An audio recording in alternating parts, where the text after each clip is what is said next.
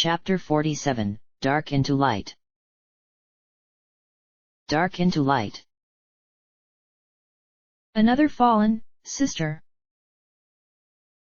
Fritha took the hand he proffered and allowed Saravek to help her stand. The girl braced for a pain that did not come, and why would it? It was not her body that stood there under the boiling green sky, and she hoped suddenly that the others had made it out alive. Sister. She turned from eager grey eyes, Saravek hungry for her answer. Sendai is dead. Impressive, came the genuine praise, so you have only Melisande to defeat now and the throne will be yours. Not quite. Balthazar is the last of the 5, not her. The monk with the cure. He heaped disdain upon the word and Fritha turned in time to watch the warrior consider it. A clever ruse though, to hide his intent behind such altruism. Fritha sighed, hugging her arms about her against knife-edged winds. Oh no, Balthazar still has a cure. It involves him taking an army across Tether and killing, well, probably everyone of the right age who can't present evidence of a mortal father, to purge the taint from Faerun. To her surprise, Saravek began to laugh, deep and full of humor. That fool! Even your first plan, flawed as it was, of keeping the children alive was wiser than this indiscriminate slaughter. Once enough power is released he will not be able to hold it, Baal will rise in him whatever his noble intent. Perhaps he believes he has the will to hold him back? He has been training for this at the monastery all his life. Then he is even more of a fool, Saravek dismissed. There are powers outside the mortal world larger than any mind can comprehend or body can contain. And what he would seek that vast, black consciousness that would take even the strongest mind to the edge of insanity. Fritha gazed out across that tiled plain, the flat landscape stretching off to that infinite horizon where grey met curdling green sky, and somewhere in between, somewhere behind she could feel it. It was a whisper, a shadow that when looked or listened for would disappear, and yet always it remained. Yes. You have felt it, sister, have you not? Power, she admitted finally, turning back to watch awe and anticipation fight in those piercing eyes. But not elevating or awesome, but something I had a right to, that had always been mine. Yes, sister, that is it. That is the throne. To grasp it was incredible, but, ultimately, it was the one who took from me. Perhaps, in the beginning, admitted Saravek grudgingly, before you learn to control it. But once you have dominance, it is a power you could harness. As you did. She scoffed tiredly. I tried and it nearly cost me everything. The blood does not care who it swallows to feed its lusts. Those closest will be taken first, you should have lost enough to realize that. He snorted, his sullen self once more as he turned from her, staring across the plains as she had. It has been a while since you came here. I have been drinking of a night, I suppose my dreams are not as open to control. Do not be concerned, brother. She added at the frown he had just snapped to her, it was nothing serious, and it is behind me now, for the most part. He was still scrutinizing her, those eyes boring into hers as though he could read the truth of it on her face. Fritha shrugged inwardly, gaze back on that murky horizon. It's not long now.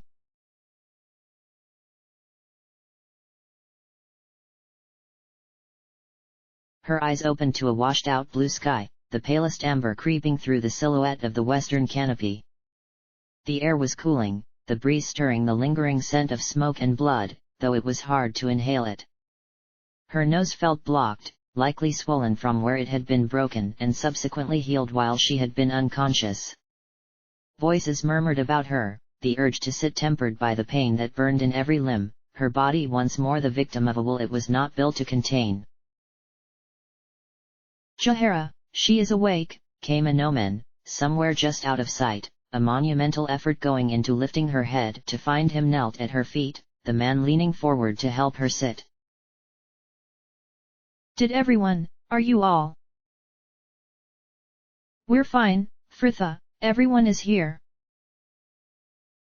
And that they were, their group gathered just before the entrance to the only pavilion still standing, at least nominally, the smoke-dirted peaks of the half-collapsed canvas looming over the campsite's charred remains and scattered bodies, while the temple stood opposite, dark and silent.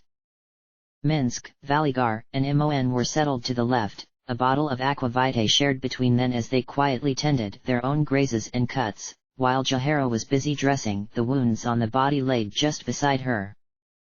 Cellophane looked even worse in the sunlight, every welt and burn brought out in harsh detail, though whatever healing Jahara and Anomen had managed between them had reduced the swelling in his face, the blood clotted in his hair, a reminder for the half-healed cuts that still hatched his cheeks and jaw. Thanks Sylvanus. Jahara sighed, no pause to her work even in her evident relief. I thought we would lose you both when the cavern began to collapse.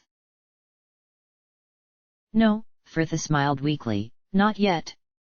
A nod to the body next to her. How is he? I am fine, Fritha, came that cracked whisper, just resting. I knew you would come. Fritha swallowed, unable to leave him in this delusion of her heroism for a moment longer. Cellophane, I'm sorry. I started a fight in the camp. It was my fault you were taken in the first place. A paused to consider this revelation, the man hissing as he groped the air just between them trying to find a hand to take in his own. And it was by you I was rescued. Do not be troubled. Cellophane will make a full recovery, added Jahara, as though to ease any guilt she felt on that front. The damage likely looks, and feels, worse than it is. Fritha just hunched forward and brought her knees up, not caring how much it hurt, her eyes falling on the girl opposite. Mon was slumped into Valigar, idly dabbing a small cut on the man's arm, her dark hair limp and straggly after days without a wash. Fritha wondered how she had not noticed it before. Good spell back there, I doubt we'd have made it out without it. Mon tried a weak smile. Yeah, well, I get there in the end. Now, you're awake, continued Anomen, only to pause, slowly trailing off as more than one head cast about for the faint clatter that had stirred the air, echoing off the surrounding trunks with the distant crash of bracken. More than one head whipped about for the source. What's that? Fritha darted to her feet, her body screamed in protest. The sound was to the east, the mottled green undergrowth broken here and there by the flash of metal. Mercenaries! Fuck! Mon, Jahara, get Cellophane inside the tent and stay there, I want our reinforcements hidden. The rest of you, follow my lead. A scrambled to follow her orders, the two women bearing the drow off on the cloak he was laid upon, Anomen, Minsk and Valigar rising about her in an honor guard that would have impressed even Sendai, and there they waited to meet the small war band who were making a cautious approach through the trees. They were a score or so men strong, all of a Kalimshite bearing and each with some band or mark of blue upon them, while the thickly bearded captain at their head bore a round shield emblazed with a blue wolf's paw, mercs from one of the nearby camps, perhaps drawn by the smoke or noise. The captain brought them to a halt just inside the clearing, his men surveying the devastation in awestruck silence. Dina, Perik, check the temple, the captain barked in curt Alzito. The rest of you pair off and try to find the source of that trem. He stopped, finally noticing their four, a nod to the men behind indicating they should follow as he strode towards them.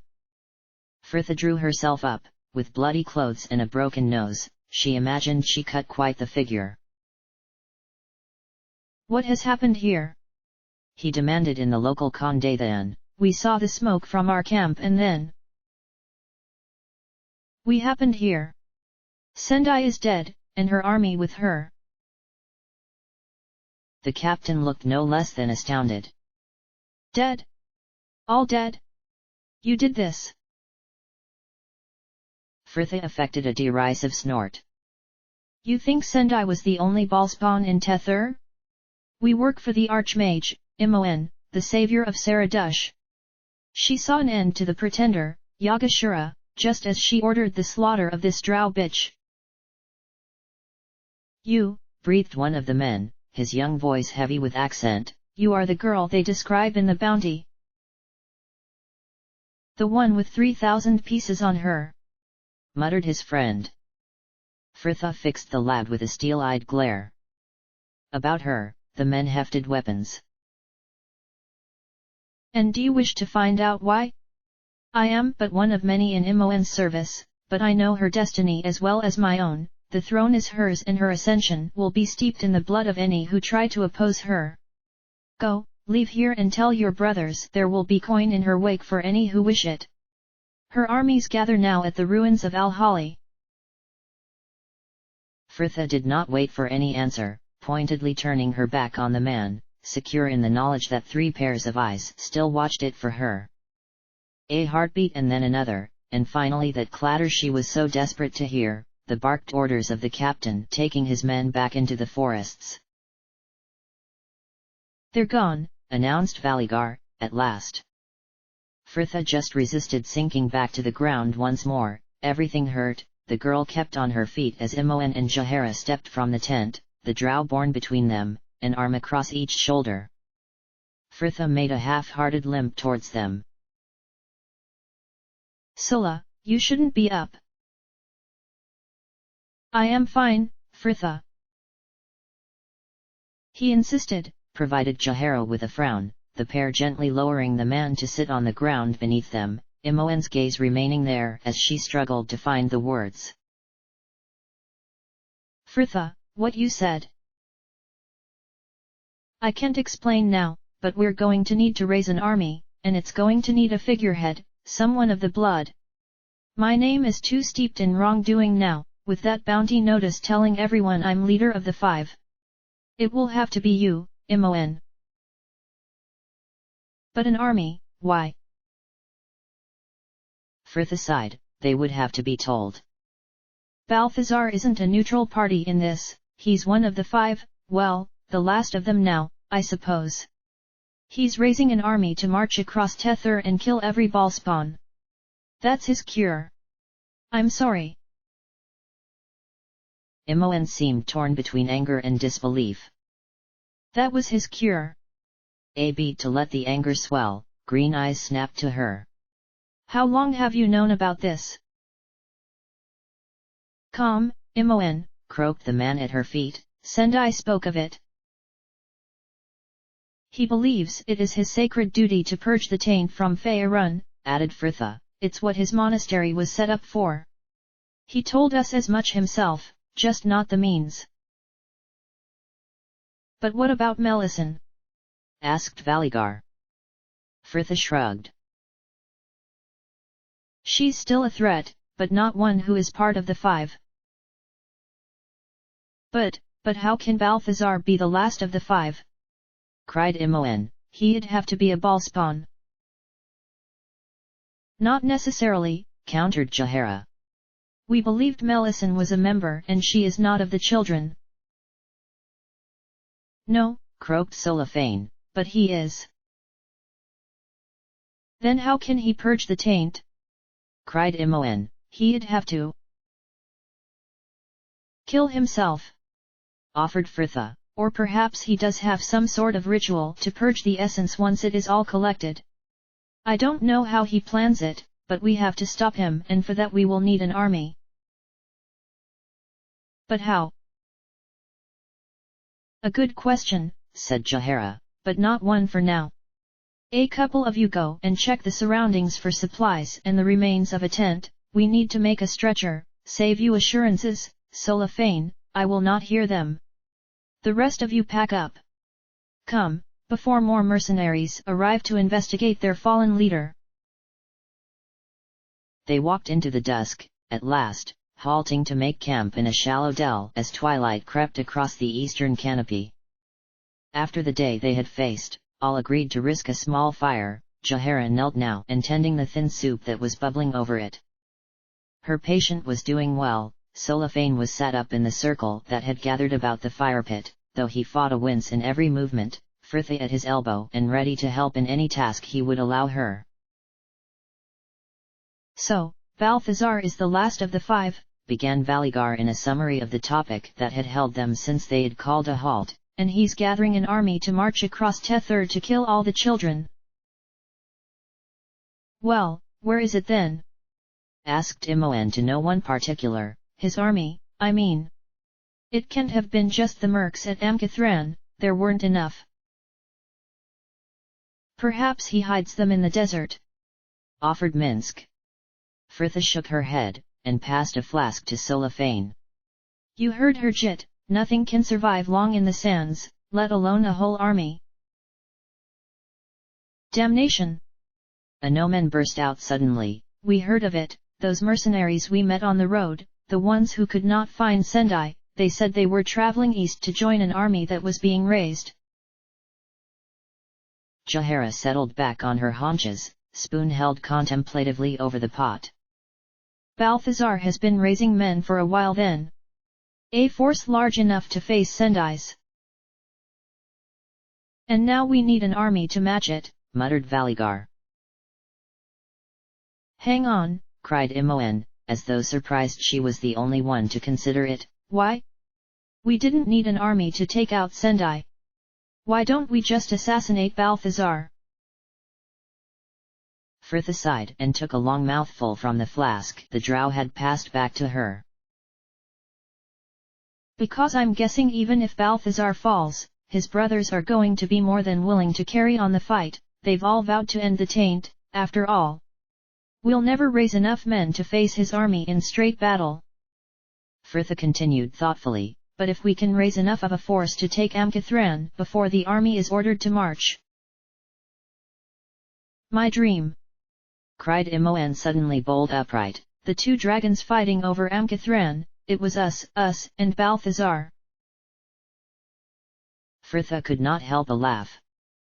Wow, that was useful, the fates are really helping us out here. After a couple of months of near-continuous nightmares, Imoen was not inclined to see the funny side. Well, it's not like I can pick and choose what I dream. All right, it was just a joke. So what is the plan? Pressed Jahara. All eyes seemed to turn to Frithia, and she was ready for them. The way I see it, we are disadvantaged in 2 areas, numbers and knowledge. Balthazar has an army and a fortress, his main force at the monastery will have to be removed if we are to stand any chance of dispersing this army before it marches. Not all the monks wish to follow him, added Valigar. We may be able to use that to our advantage. Good point. As for what he plans, other than killing all the ballspawn we know nothing. Is there some way he can purge the taint once it has all been collected? I would expect he has some plan as to that, said Anomen. Otherwise, another could rise as Melisande plans and merely take it. Jahara was frowning. If you will recall though, Balthazar was skeptical as to Melisande's ability to take the throne, he may not have considered this course. This is what I am driving at, pressed Frithia. We don't know enough about what can be done or even if what we plan here will be enough to stop him. And Melisande's still out there somewhere. When Balthazar falls, there will be enough power accumulated to awaken, or open or, I don't know, create Bal's throne, and Melisande knows it, too. She's likely gone to ground, waiting for her chance and we need to be ready when that time comes, we need to know more, about the throne, the prophecies, everything. So what are you planning? Snorted Imoen. A jaunt back to Candle Keep? No, somewhere much closer. A looked to Anomen, and Fritha watched the comprehension dawn in those deep blue eyes. Watcher's Keep, he murmured, all at once in earnest. Yes, even Melisande herself mentioned she was to visit there, though that could have been mere misdirection. But still, the brothers there are sworn guardians of knowledge, considered too dangerous to allow free, and too vital to destroy. They could hold what we seek. You believe we should split our group, concluded Jaehaera with a sigh. Fritha nodded. Yes. I will travel to Watcher's Keep with Anomen. With the order looking for him and any bounty hunter with gold in his eyes looking for me, we would only be a liability to your efforts. The rest of you must travel to Al-Hali and raise an army. Fritha drew a deep breath, letting the words she should have spoken an age ago finally find a voice. You were right, all of you. I didn't trust you. I thought the fates wanted me, that anyone else involved would be, at best, a liability, and at worst, a casualty. But perhaps the fates just want this, what we stand for. I can't do this alone. I was a fool to ever think I could, and the answers Anomen and I will find will mean nothing without the army you are going to build. But a whole army? Sighed Imoen. Jaehaera sent her an encouraging smile. We have more allies here than perhaps it first appears, girl, and there are many forces within Tether who should wish to stand in this battle. As long as you don't mean the Harpers, Imoen muttered. Jaehaera looked almost surprised by the burst of laughter that escaped her. No, the woman sighed, still chuckling mildly. I think I will look elsewhere this time. It may be a risk, but we could speak to the Tetheran army, ventured Valigar. We should at least warn them of Balthazar's intentions, if nothing else. And do not forget the orders, added Anomen. They will wish to hear of this threat, as well. Fritha nodded. Well, with any luck, you'll have at least a few of Sendai's mercs to start you off. Those mercenaries, began Imoen reluctantly, they were the ones raiding the farms about here. Fritha sighed inwardly. The girl had a long way to go before she was the leader Fritha had been embellishing to those mercs. Yes, I know, Imoen, but I don't think we're in a place to be picky right now. Look on the bright side, if our two armies eventually do meet, the mercs will all wipe each other out. A murmur of grim laughter and Fritha made to rise. So, we are agreed. Nodding about her friends resolved on a plan that at last felt as though it was not just cobbled together at the last moment from prophecy and desperation. Fritha felt her hopes flare. This would work. Good then.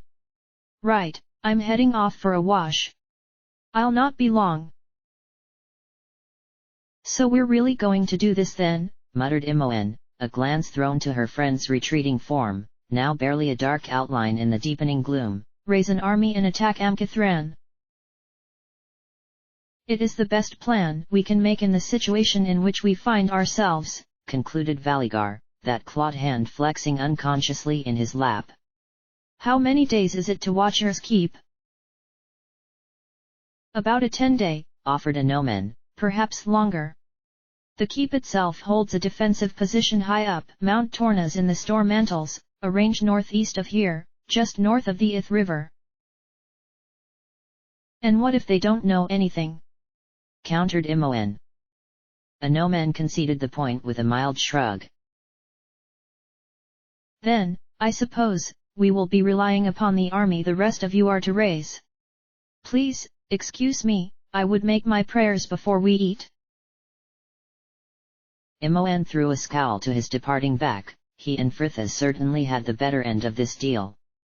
Raising army seemed an impossible feat, and the idea that she was to be its figurehead, even if only in name, that somehow the taint of its failure would rest upon her, left her stomach churning in unease. So where do we go from here? Imoen sighed, nudging a shoulder into Valigar in an effort to get him to place a comforting arm about her. but she was sat on the side of his injured hand and he pretended not to notice. Back to Al-Hali, answered Jahara over a sip, the woman pausing to add the last of their pepper to the pot. That is where Fritha told the mercenaries we would gather. And what exactly are we going to pay them once they turn up? We can promise them the spoils of a battle of which they do not wish to be on the other side, croaked Soliphane grimly. If they leave then, there is little more we can do. Anoman was right, added Jahara. The orders are our best recourse. Did not Anoman say you and he met with a knight of the Silver Chalice back in Indravayat, Minsk? And Imoen let the pair discuss their meeting, Soliphane lying back down to ease his pains, and the girl was glad to turn to the man next to her in this relative privacy. How's your hand? I mean, is it stiff? She added quickly, I saw you flexing. It is fine, Imoen, came that gentle sigh, the pause between them just long enough to grow uncomfortable before Valigar sighed again to add. I know you wish to speak of what happened in the cavern and I will, just not yet. Please. Dark eyes were gazing down at her, silently pleading.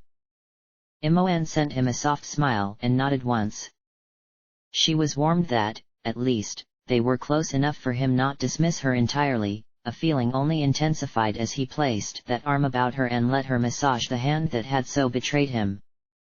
As for what this all could mean, Imoen was not so foolish as to think Valigar would suddenly embrace the art for this discovery of his latent talent for it, but perhaps, in time. A clanging broke her from her reverie. Jahara was knocking the clinging film of nicely thickened stew from the spoon into the pot. There, that should be about ready. Can someone go and find Anoman and Fritha? I will go. Imoen watched as Minsk heaved himself to his feet, and she nestled closer to Valigar.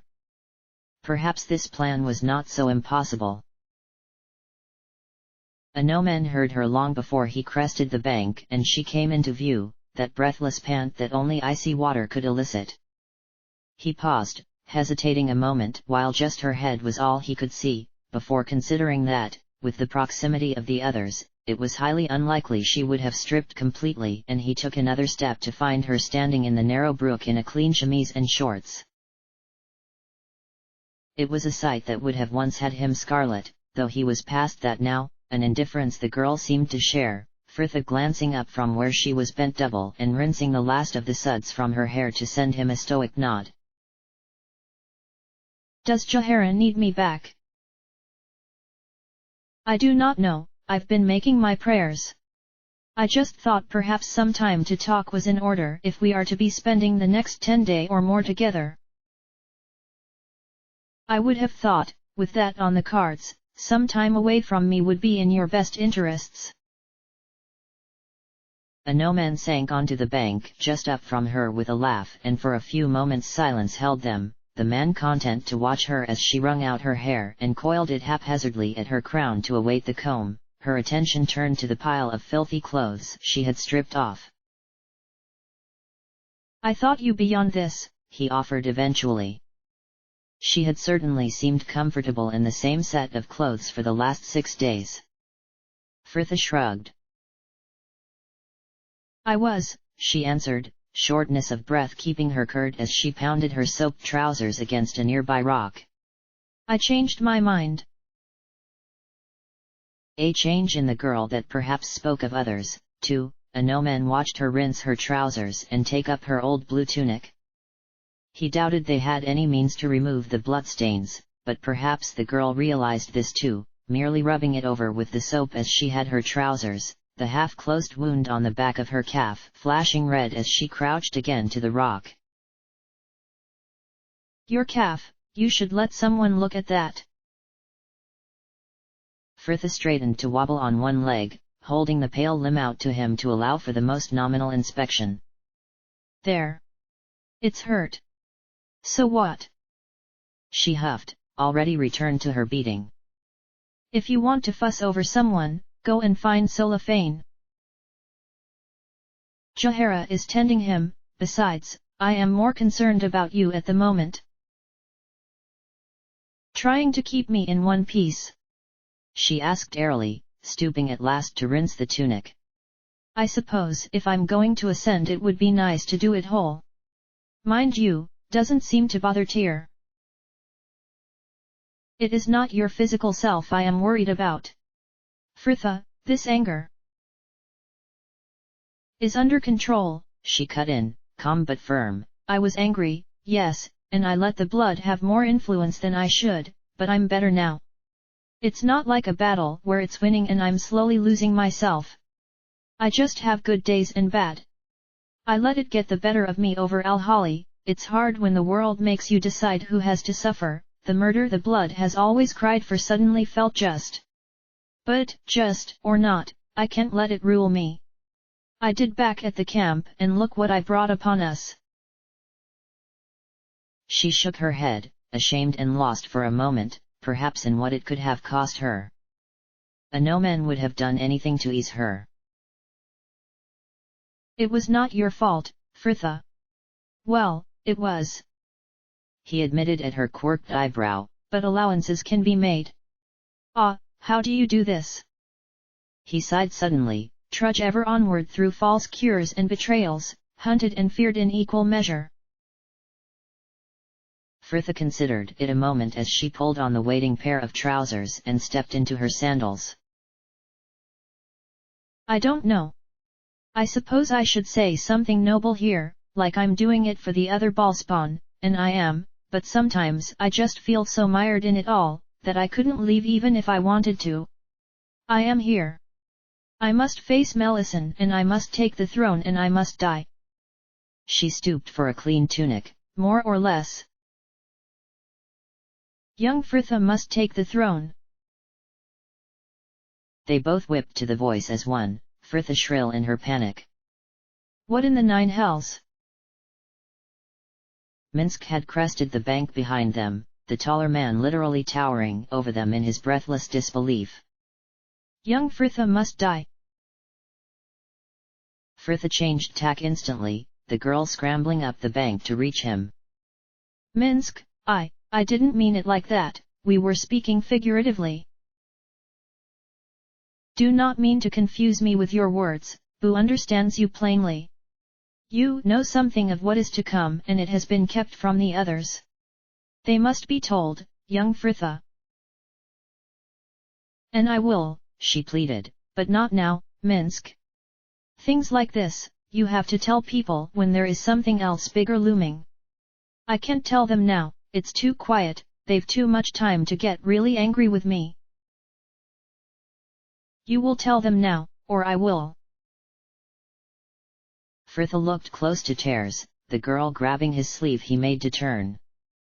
No, Minsk, please, no, I'm begging you, please, Minsk, I can't.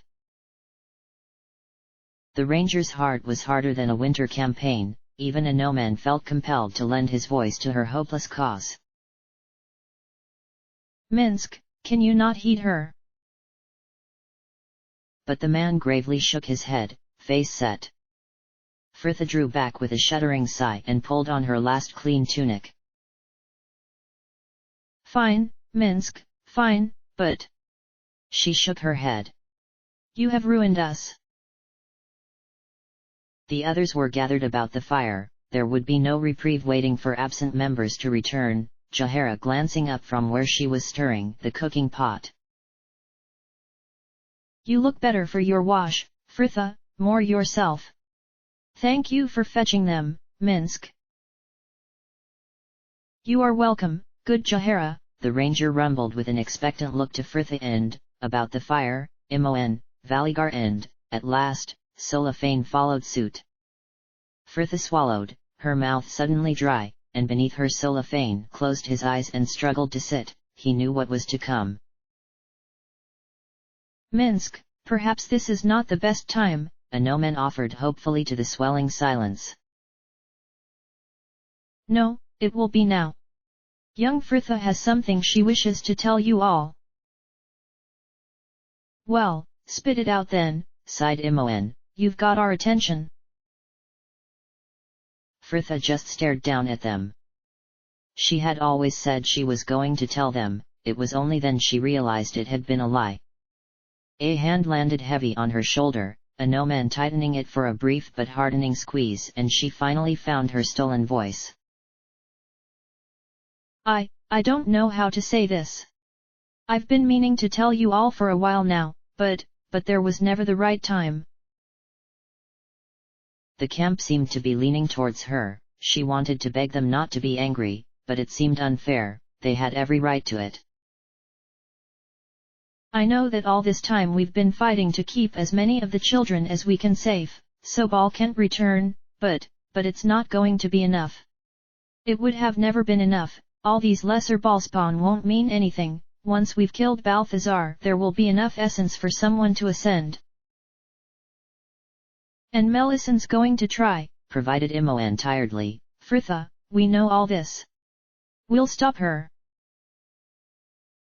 And then, countered Fritha, the essence will always be there. What if another rises to claim the throne? We already know it's possible for those not of the blood. What if it's a warlord, a demon, a god? So it has been hopeless, concluded Valigar, his deep voice little more than a growl. You have known as much since the very beginning, and you kept this from us. Fritha shook her head, a last glance to Minsk's impassive frown showing there would be no amnesty. She turned back to the block. No, Valigar, it is not hopeless. Saravik told me of another prophecy. All who strive to take the throne will run the risk of becoming Bal, but there is a chance that if someone has a will strong enough to control it, they will become a god in their own right, for better or worse. It is for that which Melisande strives, and the only sure way to keep her from it. You mean to take the throne yourself? Breathed Jaehaera, seemingly torn between horror for her fate and fear for her acceptance of it. Fritha felt like laughing. Yes. I was always destined for this. I was chosen, at the temple. I was to be the last and Bal was to be reborn in me. And, admittedly, that could still happen, but if I can manage to tame the power, I can spare the rest of the children. They could all live out to the end of their natural lives. Saravik said. Is this the same Saravik who just parroted on about birthrights and power? Imoen accused hotly, the girl making to her feet. Fritha flushed. Look, this isn't my decision. Saravik told me about the Balites' plan, that the children of the twin temples were to be whittled down until only one was left. You said it yourself, Brianna came down here for me. She knew what I am. Imoen fixed her with narrowed green eyes. I just want to know one thing, when did you find out all this? Fritha tried to keep that hint of pleading from her tone. The knowledge came slowly, in fragments. I knew I had been chosen by the Balites since the Mir Temple. I realized only recently what it meant. When? Fritha swallowed. Another lie here and this would all go away. When I passed out, just after the battle with the dragon.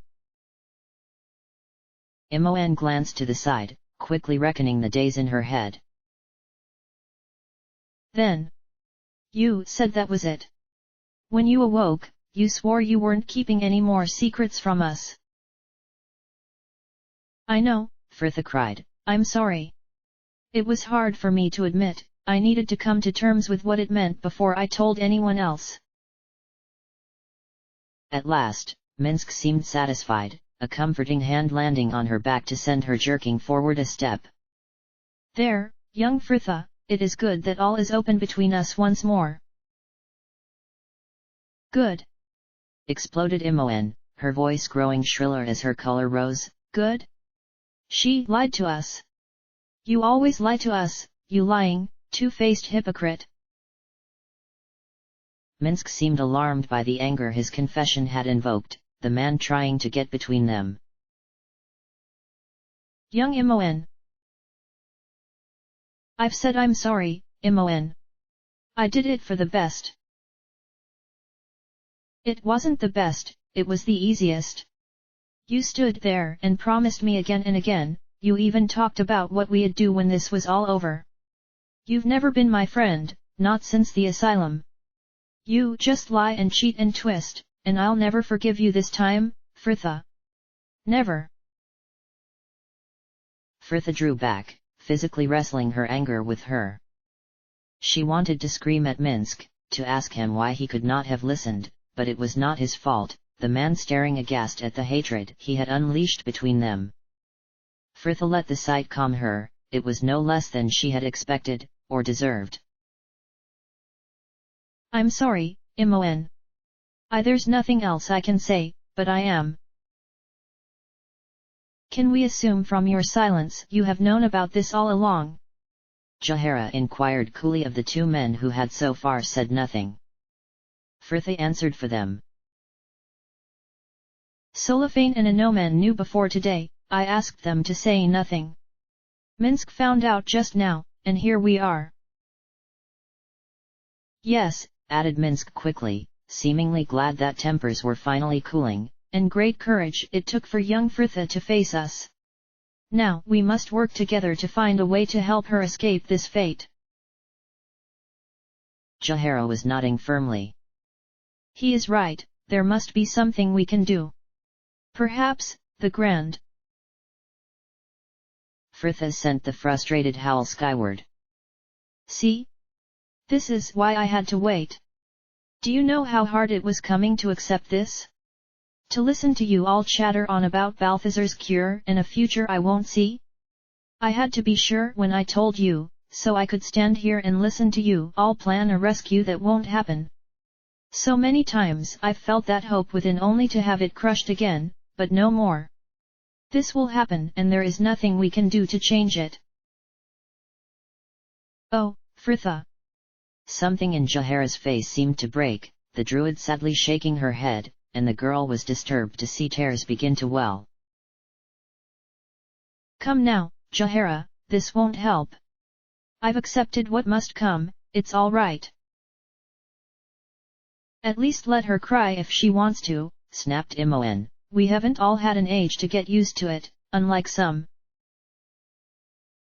Fritha felt the anger prickle, her friend fixed with a pointed glare. Well, we've all got our little secrets, haven't we? You mean like how you've been drinking since we left Amkathran? Rejoined Imoen. Fritha took the smug smile from her face the only way she could. You stole that tome from Master Omir. You slept with Solifane. Fritha staggered back, her gasp drawing the breath for her last and throwing her finger at the girl, the judging hand of the gods themselves. You've been study. Enough, Fritha. Two hands caught her, the face that still bore the welts and bruises of his torture suddenly before hers as Solifane rose between them. Enough.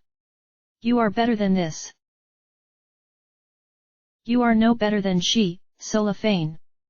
Snapped Jaehaera, tears swallowed in her sudden fury. You knew of this all along and spoke not a word to any of us. Spare me your lecture, Druid, you told no one Ithik is dead. Jaehaera whipped to the man opposite, her confidant laid bare as conspirator. Valigar. Ithik's dead. Breathed Fritha. Imoen was trembling as all her anger redirected in an instant. You knew, Vals. You were keeping things from me, too. But why did you not speak of this, good Jaehaera? But the woman just shrugged off the ranger's question, tiredly making to stand. To what end? I wished to spare you. A heavy sigh. I think I would be alone for a while. Me too.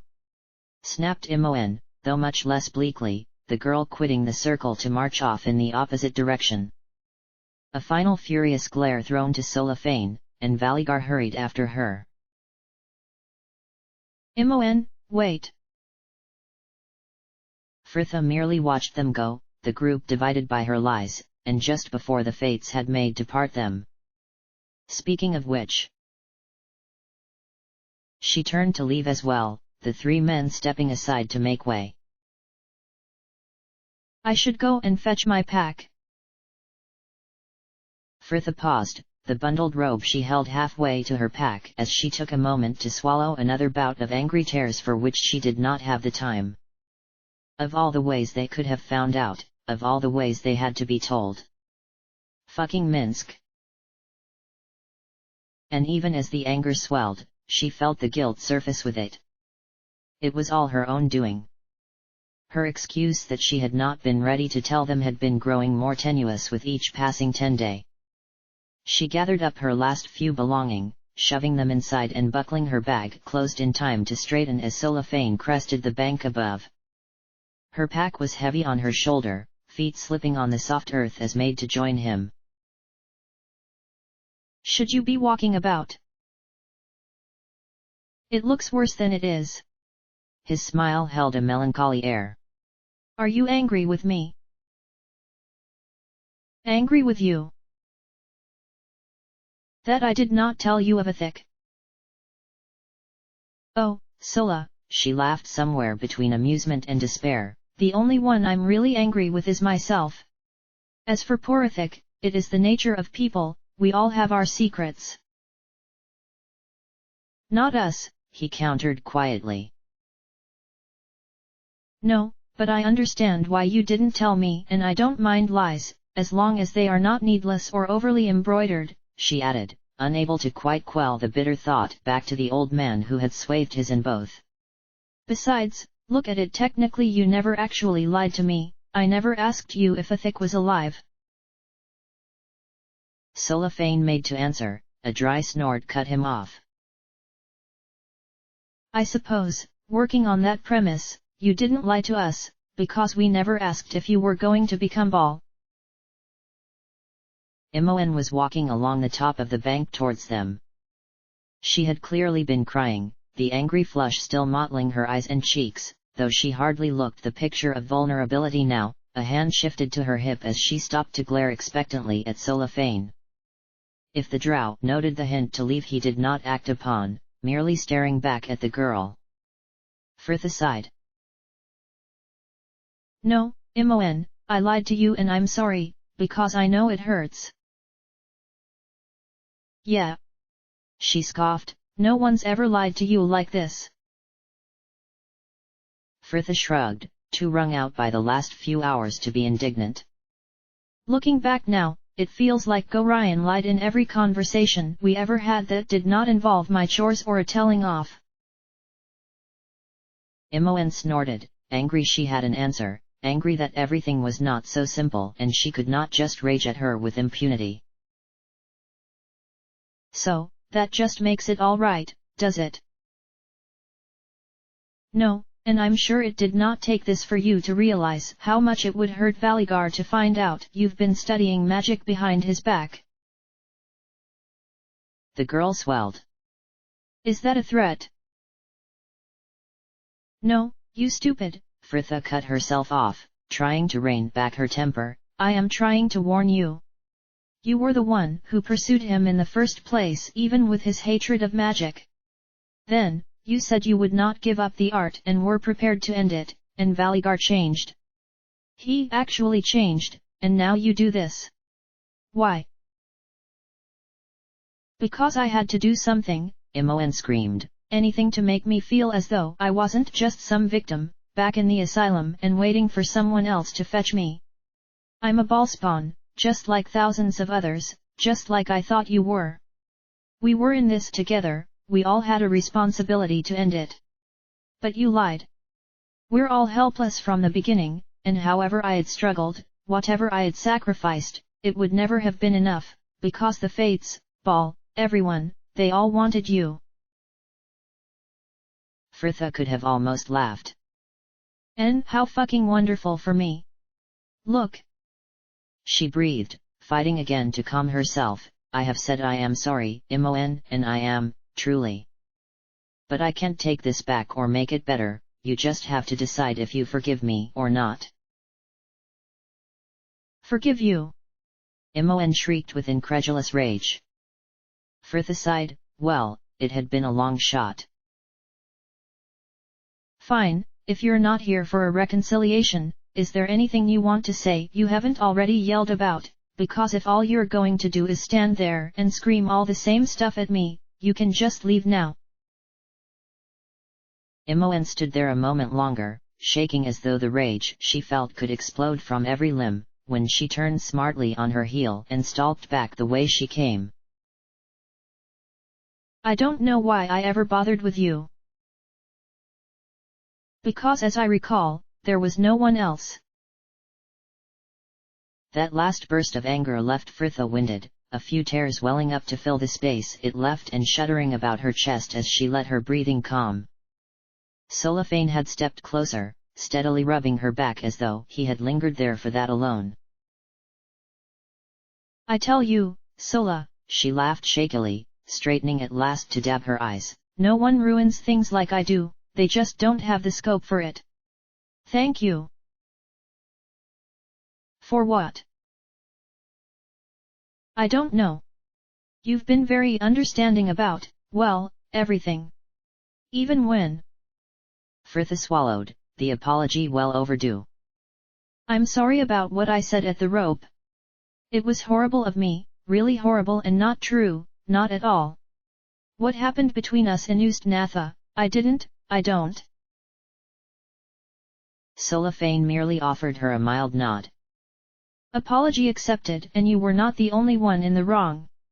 Much of my anger stemmed from jealousy, foolish when I had refused to oblige you. Yes, Frithha conceded with a nervous laugh, though there were no others who obliged me either. I slept the night in the stables. Solafane looked dumbfounded. But why? Well, I was there and I was drunk, and there were no more rats than in the coronet.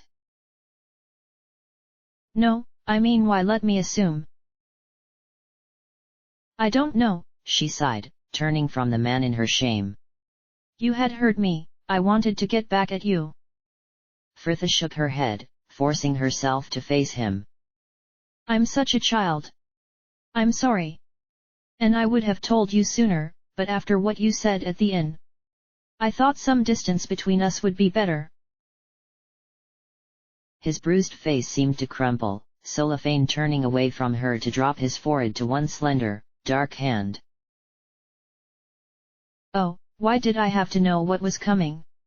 Why could you not have lied to me like the others, kept me in blissful ignorance of this shadow that has always loomed over us? Frithha shrugged. Maybe I could have, but it wouldn't have been the same friendship we share now, not with that lie lingering between us. We are as we are because there were no secrets. No. He agreed, adding with weary disappointment, I should have taken you east. I should have made you come. Perhaps too late now though. Here. She continued, summoning a smile as she unstrapped the loot case from the back of her pack. Keep an eye on this for me, will you? You should have something decent to practice on. He caught her with that unyielding gaze, all guarded longing and unspoken vows. If you will take mine. Of course, she managed hoarsely. We'd best go fetch it then, Anomen is waiting. It would have made more sense to remain there, that for what little of the evening was left, sleep together the night and part company in the morning. But Frithha knew there would be reconciliation in those scant few hours, and she could not bear an evening of dark looks and long silences. She had seen the flicker of reluctance to his eyes, brow lowered for the briefest of frowns before Anomen had smiled and nodded once to her request. True to his word, he was there now, pack slung at his back and ready to leave right away. Only Minsk was with him, his great bald head bowed as he muttered to the hamster perched in his hand, though he glanced up at their approach, a devastating anguish to the face that wore every emotion so plainly. Frithha forced a smile past the twisting guilt. She had brought this misery to all of them. Hey, Minsk, you here to see us off? The Rashami could make no pretense at cheer nor any concession for her merry facade. Oh, young Fritha. Who does not know what to say, and nor do I. Our group again parts on angry words, and I am to blame. No, no, Fritha dismissed tiredly, you are not. You listen as well, boo. You must tell Minsk he must not blame himself, the truth would have come out in the end. Keep well, Minsk. She continued, giving the hamster one last stroke and stepping back to clap the tall man heartily on the arm. And keep the others safe for me, too. I need to have someone left to make up with, Minsk merely nodded, his guilt not so easily assuaged as he turned to share a last few words with Anomen, and Fritha was suddenly very aware of the man waiting in silence beside her. It was through a reluctance that stemmed from both longing and embarrassment she forced herself to turn and face him. Well, Sola, this is it. I wish you were coming with us. Silvery eyes caught hers above a winced smile. As do I, but it is better I remain here, the company of a drow with not aid any alias you will need to travel under. We will be reunited soon. He embraced her, and far more tightly than she dared to hold him, his breathed words warm in the hollow of her neck. Until then, sister, endure. She nodded as they parted, unable to say any more for fear she would dislodge more tears with the lump in her throat. Anomen was waiting, a friendly arm squeezed about her shoulder as they fell into step, tramping northwest for the river that would be their guide. Fritha felt eyes following her long after a dip in the land must have taken them from sight. She did not look back. End of chapter.